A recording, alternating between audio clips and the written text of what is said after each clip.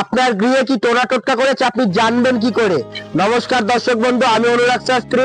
যাদের বাস্তুতে বা বাড়িতে বা গৃহেতে টোনা টোটকা বা ক্রিয়া করেছে, আপনি জানবেন কি করে? শনিবার দিন 7টা শুকনো লঙ্কা বাড়ির বাঁ দিক থেকে 7 বার ঘোরাবেন। যদি অসম্ভব হয় যে বাঁ দিকে কারো বাড়ি থাকতে পারে বা দেয়াল থাকতে পারে, তাহলে কি করবেন?